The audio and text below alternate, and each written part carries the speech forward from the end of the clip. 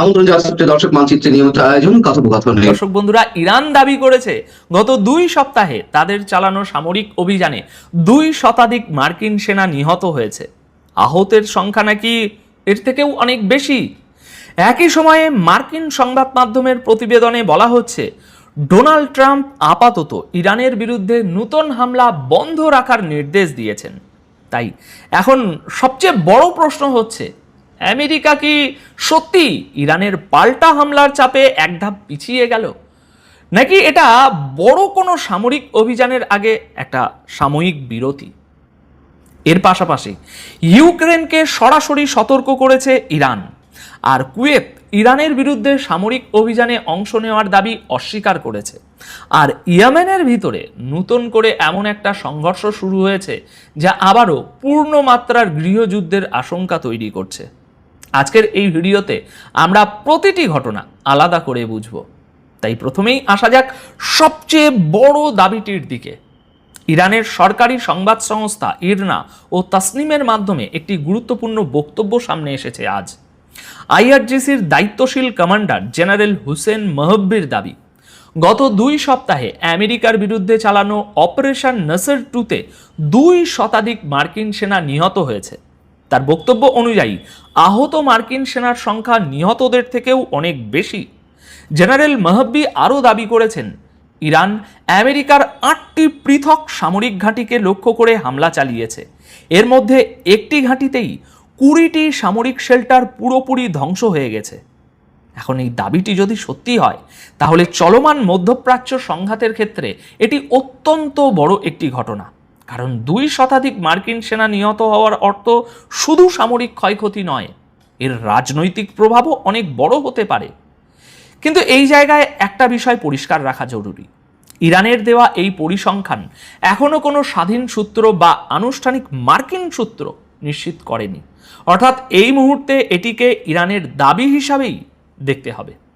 ইরানি commander আমেরিকার বিরুদ্ধে ক্ষয়ক্ষতির প্রকৃত সংখ্যা লুকানোর অভিযোগও করেছেন।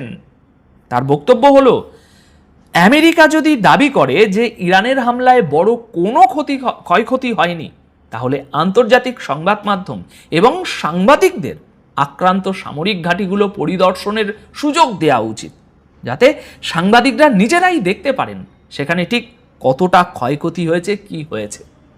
এখন প্রশ্ন হচ্ছে, আমেরিকা কি তাহলে সত্যি তাদের আক্রান্ত সামরিক ঘাঁটিগুলো আমাদের মতো আন্তর্জাতিক সংবাদ মাধ্যমের জন্য খুলে দেবে? বাস্তবতা হলো, কোনো দেশই সাধারণত তার সামরিক ঘাঁটির সবচেয়ে সংবেদনশীল অংশে বাইরের মানুষ বা সংবাদ মাধ্যমকে প্রবেশ করতে দেয় না। তাই মার্কিন ঘাঁটিগুলোতে প্রকৃত ক্ষয়ক্ষতির পরিমাণ কত সেটা হয়তো খুব সহজে জানা যাবে না। কিন্তু এই দাবির মধ্যেই আরেকটি বড় খবর সামনে এসেছে।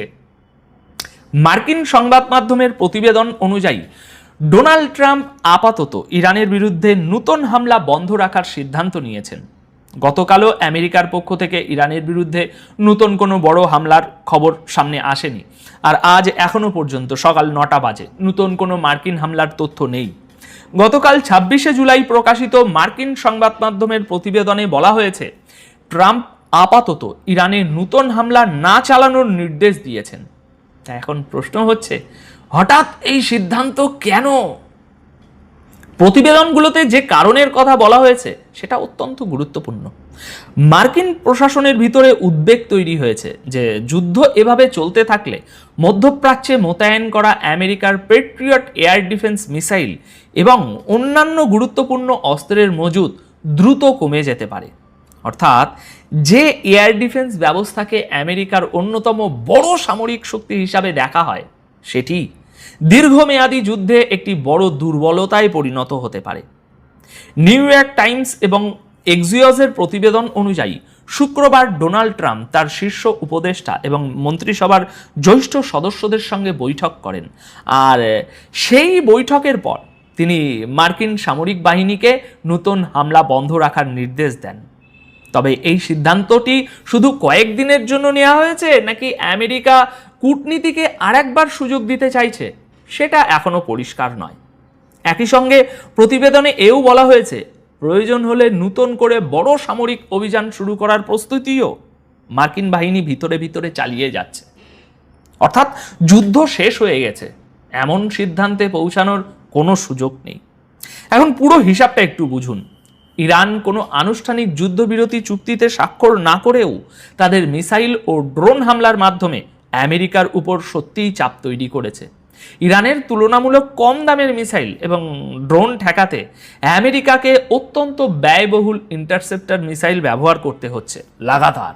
মানে একদিকে আসছে একের পর এক কম দামের মিসাইল ও ড্রোন, অন্যদিকে সেগুলো ঠেকাতে খরচ হচ্ছে বহুগুণ বেশি দামের এয়ার ডিফেন্স মিসাইল। এখন এই প্রক্রিয়া দীর্ঘদিন চললে শুধু অস্ত্রের মজুদই কমবে না, বিপুল অর্থও খরচ হবে। সংবাদ মাধ্যমের বিশ্লেষণ অনুযায়ী এই যুদ্ধের কারণে ইতিমধ্যেই বিলিয়ন ডলারের অস্ত্র ও সামরিক সম্পদ খরচ হয়েছে। আর ঠিক এই কারণেই ইরানের কৌশলটি গুরুত্বপূর্ণ। ইরান শুধু সরাসরি ক্ষয়ক্ষতি করার চেষ্টা করছে না, তারা এমন একটি যুদ্ধের পরিস্থিতি তৈরি করতে চাইছে যেখানে প্রতিপক্ষকে প্রতিটি হামলা প্রতিহত করতে অত্যন্ত ব্যয়বহুল অস্ত্র ব্যবহার করতে হয়। কিন্তু এখানেই পরিস্থিতি নতুন দিকে মোড় নিচ্ছে। আমেরিকা আপাতত হামলা বন্ধ রাখলেও ইসরায়েল মনে করছে ডোনাল্ড ট্রাম্প খুব বেশি দিন নিজেকে থামিয়ে রাখতে পারবেন না। আজ 27শে জুলাই প্রকাশিত ইসরায়েলি সংবাদ মাধ্যমের প্রতিবেদন অনুযায়ী ইসরায়েলি বাহিনী এই সপ্তাহের শেষ দিকে ইরানের বিরুদ্ধে একটা বড় ধরনের সামরিক উত্তেজনা বাড়ানোর প্রস্তুতি প্রায় নিয়ে নিয়েছিল। কিন্তু শেষ মুহূর্তে এই যে ট্রাম্প নতুন হামলার অনুমোদন দেননি, এটাই কারণ। ইসরায়েলি কর্মকর্তারা অবশ্যই এই সিদ্ধান্তকে যুদ্ধ বন্ধ হিসাবে দেখছেন না। তাদের বক্তব্য অনুযায়ী এটা শুধু একটা ছোট্ট বিরতি। আমেরিকা একদিকে হামলা বন্ধ রেখেছে, কিন্তু অন্যদিকে সামরিক প্রস্তুতিও অব্যাহত রেখেছে। তারা বলছে 24শে জুলাইয়ের কিছু ছবিতে নতুন হিমার্স ব্যবস্থা মধ্যপ্রাচ্যে নিয়ে আসা হচ্ছে বলে দেখা গেছে। মার্কিন সেনাদের সেগুলো ওঠা নামানোর কাজ করতেও দেখা গেছে। প্রতিবেদন অনুযায়ী গত কয়েক সপ্তাহে আমেরিকা কয়েক ডজন যুদ্ধ বিমান, এয়ার ডিফেন্স ব্যবস্থা, আকাশে জ্বালানি সরবরাহকারী বিমান এবং বিপুল পরিমাণ অস্ত্র ইসরায়েলে পাঠিয়েছে। অর্থাৎ একদিকে হামলা বন্ধ, অন্যদিকে অস্ত্র ও সামরিক সরঞ্জাম একেবারে জড়ো করা হচ্ছে। আর এখানেই প্রশ্ন তৈরি হচ্ছে, এটা কি সত্যিই কূটনীতির জন্য সুযোগ, নাকি নতুন হামলার আগে অস্ত্রের মজুদ পূরণ করার সময় নেওয়া হচ্ছে? একজন জ্যেষ্ঠ ইসরায়েলি কর্মকর্তা দাবি করেছেন আমেরিকা ও ইরানের মধ্যে কোনো সমঝোতা হওয়ার সম্ভাবনা প্রায় শেষ হয়ে গেছে। তার বক্তব্য অনুযায়ী শেষ পর্যন্ত ডোনাল্ড ট্রাম্পের সামনে বড় হামলার নির্দেশ দেওয়া ছাড়া আর কোনো পথ থাকবে না। তবে এই মুহূর্তে নিশ্চিতভাবে বলা সম্ভব নয় ট্রাম্প কি সিদ্ধান্ত নেবেন। ইসরায়েলিদের কথাবার্তা, ইরানের পাল্টা হামলার কারণে আমেরিকা সাময়িকভাবে পিছিয়েছে এমন সম্ভাবনা রয়েছে। আবার এটিও সম্ভব আমেরিকা তাদের ইন্টারসেপ্টর মিসাইল এবং অন্যান্য অস্ত্রের মজুদ বাড়িয়ে নতুন করে আরও বড় হামলার প্রস্তুতি নিচ্ছে। আগামী কয়েকদিনের ঘটনাই হয়তো এই প্রশ্নের উত্তর দেবে। দর্শক বন্ধুরা, এবার আসা যাক ইরান ও ইউক্রেনের মধ্যে তৈরি হওয়া নতুন উত্তেজনার দিকে। ক্যাস্পিয়ান সাগরে ইরানের সাথে যুক্ত একটি বাণিজ্যিক জাহাজে হামলার পর ইউক্রেনকে সরাসরি সতর্ক করেছে তেহরান। আজ 27শে জুলাই ইরানের পররাষ্ট্র মন্ত্রণালয় এই হামলার কঠোর নিন্দা জানায়। ইরানের বক্তব্য অনুযায়ী ক্যাস্পিয়ান সাগরে একটি ইরানি বাণিজ্যিক জাহাজের উপর চালানো হামলা প্রকাশ্য শত্রুতামূলক পদক্ষেপ। ইরানি সরকারের দাবি, হামলার ফলে জাহাজে বিস্ফোরণ ঘটে এবং এতে একজন ক্রু সদস্য নিহত হয়েছেন এবং আরও একজন আহত হয়েছেন। ইরানের বক্তব্য হলো ইউক্রেন নিজেই এই হামলার দায় স্বীকার করেছে, ফলে কারা হামলা করেছে তা নিয়ে আর কোনো অস্পষ্টতা নেই। এর আগে ইউক্রেনের প্রেসিডেন্ট জেলেনস্কি দাবি করেছিলেন, গতকাল আপনারা দেখেছেন, ইউক্রেনীয় বাহিনী ক্যাস্পিয়ান সাগরে একাধিক জাহাজকে লক্ষ্য করে হামলা চালিয়েছে। আর জেলেনস্কির বক্তব্য ছিল যে ওই জাহাজগুলো রাশিয়া ও ইরানের মধ্যে সামরিক সরঞ্জাম পরিবহনের কাজে ব্যবহার করা হচ্ছিল। জেলেনস্কি একটি যুদ্ধ জাহাজ এবং আরও কয়েকটি জাহাজে হামলার কথা বলেছিলেন।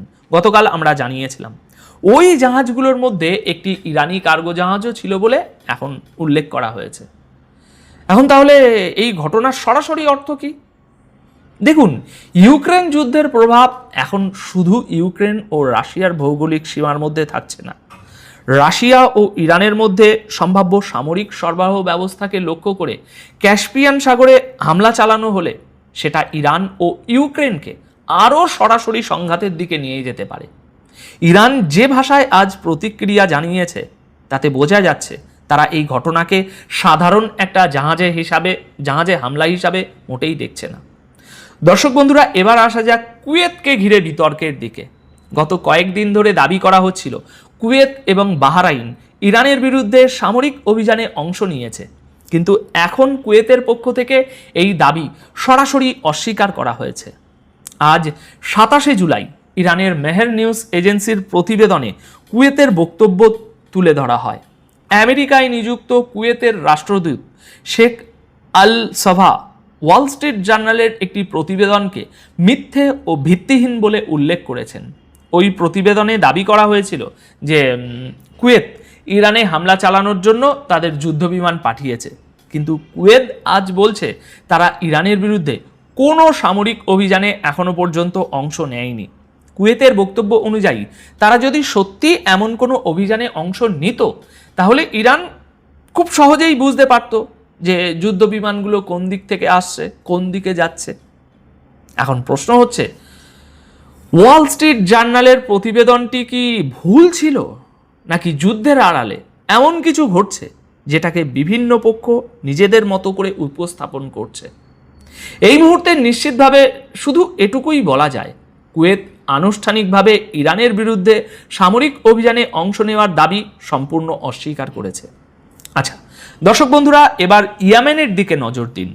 ইয়েমেনে শুধু সৌদি আরব এবং হুতিদের মধ্যে উত্তেজনা চলছে না, ইয়েমেনের ভিতরেও পরিস্থিতি দ্রুত খারাপ হচ্ছে। গতকাল 26শে জুলাই সকাল পর্যন্ত ইয়েমেনের একাধিক এলাকায় হুতি বাহিনী এবং ইয়েমেনের সরকারের সঙ্গে যুক্ত যে সামরিক ব্যবস্থা তাদের মধ্যে তীব্র গোলাগুলির খবর সামনে এসেছে। প্রকাশিত ছবি এবং ভিডিওতে দুপক্ষকেই ভারী অস্ত্র ব্যবহার করতে দেখা যাচ্ছে। কয়েকটি এলাকায় আপনি বুঝুন ঘন্টার পর ঘন্টা সংঘর্ষ চলার দাবিও করা হয়েছে। এখন আশঙ্কা হচ্ছে ইয়েমেনের এই অভ্যন্তরীণ সংঘর্ষ কি আবারও পূর্ণমাত্রার গৃহযুদ্ধের রূপ নেবে, নাকি এটা চলমান আঞ্চলিক যুদ্ধের নতুন একটা ফ্রন্ট? এই মুহূর্তে পরিস্থিতি কোন দিকে যাবে তা নিশ্চিত নয়, তবে ইয়েমেনের ভিতরের অবস্থা আগের তুলনায় আরও গুরুতর হয়ে উঠেছে। এদিকে এই উত্তেজনার মধ্যেই ইরান নিজেদের অবস্থান পরিষ্কার করেছে। গতকাল 26শে জুলাই ইরানের পররাষ্ট্র মন্ত্রণালয় জানায়, ইয়েমেন সংকটের সমাধান সামরিক অভিযানের মাধ্যমে সম্ভব নয়। ইরানের বক্তব্য অনুযায়ী আলোচনা এবং ন্যায় বিচারের ভিত্তিতে একটি রাজনৈতিক সমাধানই এই সংকট থেকে বেরিয়ে আসার সেরা পথ। ইরানের পররাষ্ট্র মন্ত্রণালয়ের মুখপাত্র ইসমাইল বাঘি সৌদি আরব ও ইয়েমেনের মধ্যে এই যে সামরিক উত্তেজনা, সাম্প্রতিক যে উত্তেজনা, সেটা নিয়ে গভীর উদ্বেগ প্রকাশ করেছেন। তিনি বলেছেন, পুরো অঞ্চলে যুদ্ধ এবং অস্থিতিশীলতা আরও ছড়িয়ে পড়া ইমিডিয়েট বন্ধ করা জরুরি। অর্থাৎ ইরান প্রকাশ্য বার্তা দিচ্ছে সৌদি আরব এবং হুতিদের মধ্যে উত্তেজনা কমানোর পথ বোমা বা মিসাইল নয়, এর সমাধান হতে হবে আলোচনার মাধ্যমে। কিন্তু বাস্তব পরিস্থিতি বলছে দুই পক্ষের পাল্টাপাল্টি হামলা আরও বাড়তে পারে। এখন সবকিছু মিলিয়ে আজকের ঘটনাগুলোর সবচেয়ে গুরুত্বপূর্ণ দিক হলো মধ্যপ্রাচ্যের যুদ্ধ এখন একাধিক স্তরে ছড়িয়ে পড়ছে। একদিকে ইরান আমেরিকার ব্যাপক ক্ষয়ক্ষতির দাবি করছে, অন্যদিকে আমেরিকা নতুন হামলা সাময়িকভাবে বন্ধ রেখেছে, কিন্তু সামরিক প্রস্তুতি চালিয়ে যাচ্ছে। ইউক্রেনের সঙ্গে ইরানের সরাসরি উত্তেজনা তৈরি হচ্ছে, আর ইয়েমেনের ভিতরে নতুন করে একটা গৃহযুদ্ধের আশঙ্কা বাড়ছে। এখন আপনাদের কি মনে হয়, ডোনাল্ড ট্রাম্পের নতুন হামলা বন্ধ রাখার সিদ্ধান্ত কি ইরানের পাল্টা হামলার চাপে নেওয়া হয়েছে? শেখ হাসিনার মতো ভয়ঙ্কর এক আতঙ্কে কটা দিন কেটেছে নরেন্দ্র মোদীর। খুব দুর্দান্ত কিছু তথ্য পাওয়া গেছে। 2 নম্বর গুরুত্বপূর্ণ খবর, ইরানের কাছে অবশেষে মাথা নত করল মার্কিন প্রেসিডেন্ট ডোনাল্ড ট্রাম্প। তিনি দুটো রাষ্ট্রের মাধ্যমে ইরানের কাছে আবারও সিজ ফায়ারের প্রস্তাব পাঠিয়েছেন। 3 নম্বর গুরুত্বপূর্ণ খবর, ইরান এবং আমেরিকার এই খেলায় মধ্যপ্রাচ্যের আরো কিছু কুশীলবের চরিত্র স্পষ্ট হচ্ছে। সেই বিষয়গুলো একটা একটা করে জানাবো আপনাদের। দর্শক, প্রথম যে খবরটি দিয়ে শুরু করতে চাই, নরেন্দ্র মোদী। আপনারা জানেন যে তাদের শিক্ষামন্ত্রী ধর্মেন্দ্র প্রধান পদত্যাগ করেছেন দীর্ঘ আন্দোলনের ফলে। তার আগে নরেন্দ্র মোদী একটি চ্যালেঞ্জ নিয়েছিলেন যে তিনি তার শিক্ষামন্ত্রীর পদত্যাগ করাবেন না, আন্দোলনকারীরা যা করুক। কিন্তু তার কাছে একটি ইন্টেলিজেন্স তথ্য এসেছিল যে এই আন্দোলনটা সরকার পতনের আন্দোলনে যাবে, এবং নরেন্দ্র মোদী এই সময়টা বিশ্বের কয়েকটা বড় বড় রাষ্ট্রের সহযোগিতা চেয়েছিল, কিন্তু সেই রাষ্ট্রগুলো বলে দিয়েছিল স্পষ্ট করে ছাত্র জনতার বিরুদ্ধে গুলি তারা অ্যালাউ করবে না। আর তখনই নরেন্দ্র মোদীর পুলিশ হাত গুটিয়ে ফেলেছিল। যেমন বাংলাদেশের জুলাইতে শেখ হাসিনা কাউকে তোয়াক্কা করেনি, প্রকাশ্যে একদম বুক বরাবর না মাথা বরাবর লাগলে গুলি করো। কে এই সহযোগিতা করেছিল? নরেন্দ্র মোদী। এবং আপনারা জানেন যে শেখ হাসিনার পুলিশকে ভারত থেকে বিশেষ বাহিনী কমান্ডো পাঠিয়ে জুলাইতে আমাদের ছাত্র হত্যায় সহযোগিতা করেছিল ভারত, এবং তাদের সেই বিশেষ কমান্ডো বাহিনী, যারা পরবর্তী দেশ ছেড়ে পালিয়ে গেছে। এবং বাংলাদেশের সেনাবাহিনী সবচেয়ে খারাপ কাজটি এটি করেছিল যে ওদেরকে পালাতে সহযোগিতা করেছিল, পারত আন্দোলনকারীদের কাছে তুলে দিতে। কিন্তু আমাদের সেনাবাহিনীরা হয়তো ভারতের ভয়ে তারা গোপনে অনেকটা তাদেরকে দেশ থেকে বের করে দেয়। নিজের দেশের জনগণকে মারতে শেখ হাসিনা ভারত থেকে কমান্ডো ভাড়া করে, আর তাকে বলে গণতন্ত্রের মানুষ কন্যা। তার জন্য এখন আওয়ামী লীগের লোকরা কাঁদে, যারা আওয়ামী লীগ করে। আমার কাছে মাঝে মনে হয় যারা আওয়ামী লীগ করে তারা মানুষ হতে পারে না। কষ্ট নেবেন না, আমি আওয়ামী লীগকে একটা সময় এত ঘৃণা করতাম না। আমার পরিবারে প্রচুর আওয়ামী লীগ আছে, রাজনৈতিকভাবে আমি নাম বলবো না, বাংলাদেশের অন্যতম আওয়ামী লীগের প্রথম সারির 10 জনের একজন আমার পরিবারের মধ্যে আছে। দুঃখজনক হলেও সত্য একথাই বলতে হয়, যারা নিজের দেশের মানুষের বুকে গুলি চালাতে পারে তারা আসলে কিসের রাজনীতি করে? একটা দল 15 বছর ক্ষমতায় ছিল, তারপর যাকে খুশি তাকে মারছে, গুম করছে, তারপরে বাইরের দেশ থেকে লোক ভাড়া করে এনে মানুষ মেরেছে, ভারত থেকে কমান্ডো ভাড়া করে এনে আমাদের সেনা অফিসারদেরকে বেছে বেছে মেরেছে। এই দলটি কখনো দেশের হতে পারে? এরা মুক্তিযুদ্ধের পক্ষের হতে পারে? যারা বিশ্বাস করেন তারা পাগল অথবা ছাগল অথবা অসুস্থ, একদম স্পষ্ট বলি। এই দুটো শব্দের সাথে বাকি সব বাদ দেন, এই দুটো শব্দের সাথে মেলা লাগে যে কাজটা আওয়ামী লীগ করেছে। নরেন্দ্র মোদীর উপর যে বিপদটি এসছিল, তিনি ধরে নিচ্ছিলেন তার সরকারের পতন হচ্ছে না। প্রথম তিনি ভেবেছিলেন দমাতে পারবেন পুলিশ দিয়ে, কিন্তু পারেননি। পুলিশ দিয়ে পারেননি কারণ পুলিশ বাংলাদেশের পুলিশের মতো আওয়ামী পুলিশ ছিল না। একদল অ্যাগ্রেসিভ হয়েছে, আরেক দল পিছন থেকে সরে গেছে, বলছে আমরা ছাত্রদের মারতে পারবো না, এরা তো আমাদের সন্তান, এদের গায়ে হাত তুলবো কি করে? নির্দেশ এসছে পুলিশের উপর, পুলিশ লাঠিচার্জ করেছে। আপনারা দেখেছেন যে কয়েকজন পুলিশ মারছে, সব পুলিশ সম্মিলিত মারে নাই, কারণ ওদের মধ্যে মানবিকতাটা ছিল। ওদের রাষ্ট্রে আমাদের মতো পচে যাওয়া রাজনীতিবিদের চেয়ে একটু হলেও মানসম্পন্ন, বা পুলিশের মধ্যে বিশেষ করে আমলা পুলিশের মধ্যে কিছুটা বিচার বিবেচনা বোধ আছে। আমাদের দেশে এটা থাকে না। যখন বিএনপি আসে সব মানে ক্ষমতা, সব পুলিশ বিএনপি হয়ে যায়, কে জামাত, কে আওয়ামী লীগ, কে বিএনপি না, সব পুলিশ পদ আর অর্থনৈতিক লাভ বা ধান্দাবাজির জন্য। যখন আওয়ামী লীগ আসে সব আওয়ামী লীগ হয়ে যায়। ভবিষ্যতে কখনো জামাত যদি আসে সব জামাত হয়ে যাবে। আমাদের আমলাদের, আমাদের প্রশাসনের ক্যারেক্টার হলো এরকম। এরা কখনো মানে একটা রাষ্ট্রের চিন্তা করে না, প্রত্যেকে ব্যক্তি চিন্তাটা করে, যার কারণে এই অবস্থা হয়। কিন্তু আমার যারা আন্দোলন করছেন ভারতের দিল্লির অনেকের সাথে কথা হয়েছে, আবার এনটিভির ভারতের একটা বড় গণমাধ্যমে আমার কিছু বন্ধু তাদের সাথে কথা হয়েছে, যেটা তারা স্পষ্ট বলছে যে পুলিশ ছাত্রদের উপর কিছু কিছু পুলিশ অ্যাগ্রেসিভ হলেও সবাই সম্মিলিত হয়নি, এবং ছাত্রদের ভরসা ছিল এটাই যে পুলিশ তাদের উপর হামলা করবে না, কারণ তারা কোনো পলিটিক্যাল লোক না। এটি একটি প্লাস পয়েন্ট ছিল। নরেন্দ্র মোদী এখান থেকে একটা মানে কামব্যাকের সুযোগ পেয়েছে। 2 নম্বরটা হলো দ্রুত সময় নরেন্দ্র মোদী যখন বুঝলেন যে পরের দাবিটা আসবে প্রধানমন্ত্রীর পদত্যাগ, তখন বাধ্য হয়ে শিক্ষামন্ত্রীকে তিনি কোরবানি দিলেন। তবে যে তথ্যগুলো পাওয়া যাচ্ছে, ভেতরে আরেকটা সম্মিলিত প্রচেষ্টা শুরু হচ্ছে, কারণ এই আন্দোলনে সম্পৃক্ত হয়েছে বড় সংখ্যক মুসলিমরা, এবং ইতিমধ্যে বেশ কয়েকজন মুসলিমকে বাড়িতে গিয়ে গ্রেফতার করেছে নরেন্দ্র মোদীর পুলিশ। তবে আন্দোলনকারীরা বলছে যদি এভাবে মুসলমানদের হয়রানি করা হয়, তারা আবারও যন্তর মন্তরে নামবে। কারণ এই আন্দোলনটা সৌন্দর্য বাড়িয়েছিল মুসলমানরা।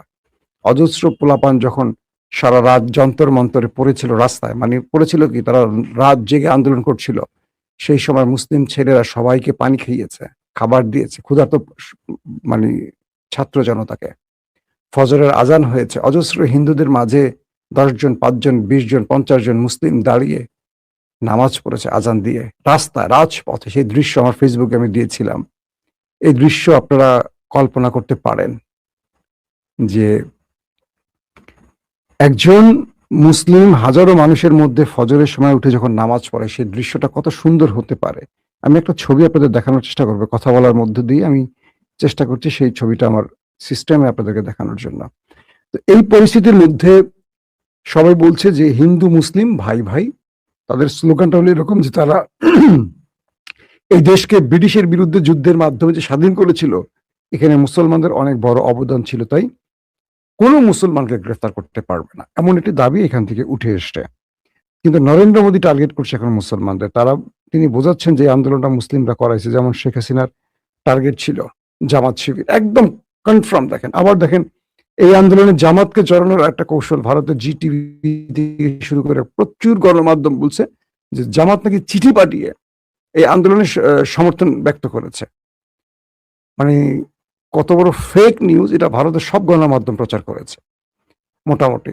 তারপরে দেখা গেল এটার হদিস খুঁজে টুজে যে এইসব সব ভুয়া খবর ছিল, এটা জামাতের কোনো মানে রিয়েল চিঠি ছিল না, এটা ওরা নিজেরাই এই ছবি বানায়া জামাতের নামে প্রচার করছে। বুঝতে পারছেন? জামাত এটা অফিসিয়ালি জানাইছে যে এরকম কাজ তারা, বা এরকম কোনো তাদের চিঠি পাঠানো হয়নি আন্দোলনকারীদের উদ্দেশ্যে। এরকম অনেকগুলো বিষয় ছিল। এখন যে অবস্থাটা তৈরি হয়েছে, নরেন্দ্র মোদী এই মুহূর্তে সবচেয়ে বড় বিপদে আছেন। কারণ কি, তিনি ছাত্রদের কাছে পরাজিত হয়েছেন এবং এই আন্দোলনে তিনি যে হেরে গেছেন এটা স্পষ্ট হয়ে গেছে। এখন যে কোনো সময় নতুন একটা আন্দোলন আসবে। ধারণা করা হচ্ছে বৈষম্য বিরোধী আন্দোলনের ঠিক এরকম একটি সময় গেছে। কয়েকদিনের এটা আমরা হালকা বিরতি দেখেছিলাম। আপনারা স্ক্রিনে দেখতে পাচ্ছেন যে যন্তর মন্তরে সবাই ঘুমিয়ে আছে, এক মুসলিম ব্যক্তি সেখানে নামাজ পড়ছে সামনে একটা চেয়ার রেখে, ফজরের নামাজ। এরকম অজস্র ছবি আমি দেখেছি। এখন যে বিষয়টা তৈরি হচ্ছে যে শেখ হাসিনাকে যেভাবে পতন ঘটিয়েছে, আতঙ্কটা নরেন্দ্র মোদীর মধ্যে ঢুকেছিল এবং সেই ভয়টা তিনি রীতিমতো আটকে ছিলেন। তিনি বারবার তার ইন্টেলিজেন্সকে ডেকেছেন, তার গোয়েন্দা বাহিনীকে ডেকেছেন, বা তার অভ্যন্তরীণ গোয়েন্দা সেক্টরকে। সবগুলোর পক্ষ থেকেই বলা হয়েছিল সরকার পতনের দিকে যাবে ককরোচ, এবং ককরোচকে একটা মানে বিভিন্ন বিদেশি সংস্থা সহযোগিতা করছে, এরকম তথ্য নাকি আসছিল, ইন্টেলিজেন্স তথ্য। শেষ পর্যন্ত নরেন্দ্র মোদী তার গুরুত্বপূর্ণ ব্যক্তিদের সাথে বসলেন এবং বললেন যে শিক্ষামন্ত্রীকে কোরবানির কোনো বিকল্প নেই, নতুবা 24 ঘন্টা যে আলটিমেটাম দেওয়া হয়েছিল সেই আলটিমেটামের পরেই তারা নরেন্দ্র মোদীকে টার্গেট করবে, সরকার পতন শেখ হাসিনার মতো। এবং প্রতিটি রাজ্যে আন্দোলন ছড়িয়ে পড়ার ঘোষণা চলে এসেছিল। শেষ পর্যন্ত শেখ হাসিনার অবস্থা থেকে শিক্ষা নিয়ে নরেন্দ্র মোদী খুব দ্রুত সিদ্ধান্তগুলো নিয়েছেন। তারপরও বলা হচ্ছে যে বড় আন্দোলন আসছে খুব শীঘ্রই। নরেন্দ্র মোদীকে এত সহজে পার দিবে না, কারণ নরেন্দ্র মোদী যতগুলো অপকর্ম করছে এখন শুধু লিস্টের সামনের দিকে আসবে, একটা একটা করে সামনে আসবে। এবং নরেন্দ্র মোদী এই প্রথম পরাজিত হয়েছেন, বলা হচ্ছে তার পুরো ফাটল ধরছে। আরেকটি ইন্টারেস্টিং তথ্য দেয় আপনাদের, এটা নিয়ে আমি আলাদা পর্ব করব পরে। আগামী 10 থেকে 15 বছরের মধ্যে ভারত ভাগ হতে পারে। আপনারা মনে রাখবেন কথাটি ভালো করে, 10-15 বছরের মধ্যে ভারতের কয়েকটা রাজ্য ভাগ হয়ে যেতে পারে। ভারত এই ইন্টেলিজেন্স তথ্যগুলো জানে। এই আন্দোলনগুলো মুসলমানদের সম্পৃক্ততা বা বিদেশি সম্পৃক্ততা অনেকগুলো বিষয়কে ভারত এখন খুব গুরুত্বের সাথে নিচ্ছে। এবং যে আন্দোলনটি হয়েছে, লক্ষ লক্ষ মুসলিমরা নেমেছিল, কারণ মুসলমানদের উপর বিজিবির দুঃশাসন এই আন্দোলনের সবাইকে সম্পৃক্ত, শুধু না মুসলিমকে আবার মাঠে নামিয়েছিল। এবং মুসলিমরা মাঠে নামলে সরকার পতন হবে, এটা নরেন্দ্র মোদী জানে। যেমন জামাত শিবির মাঠে নেমে শেখ হাসিনার পতন ঘটিয়েছে। এই আন্দোলনটা কিন্তু মূল নেতৃত্ব জামাত শিবির দিয়েছে, কেউ মানুক আর না মানুক এটা শেখ হাসিনা জানে, আর জানি বলেই বিদায়ের আগে তাদেরকে নিষিদ্ধ করে গেছে। আসেন গুরুত্বপূর্ণ ইরানের খবরগুলোতে আসে। ইরানের লেটেস্ট আপডেট যেটা হলো সেটা হলো হরমুজ প্রণালীতে মাইন বিস্ফোরণে আবার তেলের ট্যাঙ্কার বিস্ফোরিত হয়েছে, ধ্বংস হয়েছে। ইরানের গণমাধ্যম জানিয়েছে যে হরমুজ প্রণালীতে নৌ মাইনের আঘাতে একটি তেলবাহী ট্যাঙ্কার বিস্ফোরিত হয়েছে। বিষয়টি কি, ইরান তার হরমুজ প্রণালীতে বিভিন্ন জায়গায় মাইন পুঁতে রেখেছে, আর যে অঞ্চলে মাইন পুঁতে রাখেনি সেই অঞ্চলগুলোকে সবার জন্য উন্মুক্ত রেখেছে। তো এখন যেটা হচ্ছে যে আমেরিকা ইরানের নির্ধারিত পথের ভিন্ন পথ অবলম্বন করতে জাহাজকে প্রলুব্ধ করছে, যার ফলে ইরান সে অঞ্চল থেকে মাইনগুলো সরায়নি। অর্থাৎ হরমুজের কন্ট্রোল আমেরিকা নেয়ার জন্য চেষ্টাটা করছিল, আর ইরান বলছে না এটা আমার জলসীমা, আমার কন্ট্রোলে থাকবে। তো আমেরিকার নির্দেশে ইরানের দেখানো পথের বাইরে যারা চলাচল করছেন তারা আক্রমণের শিকার হচ্ছেন অথবা মাইন বিস্ফোরণে তারা ধ্বংস হচ্ছেন। ঠিক তেমনি একটি ঘটনা আবার নতুন করে হরমুজে ঘটলো, যে হরমুজ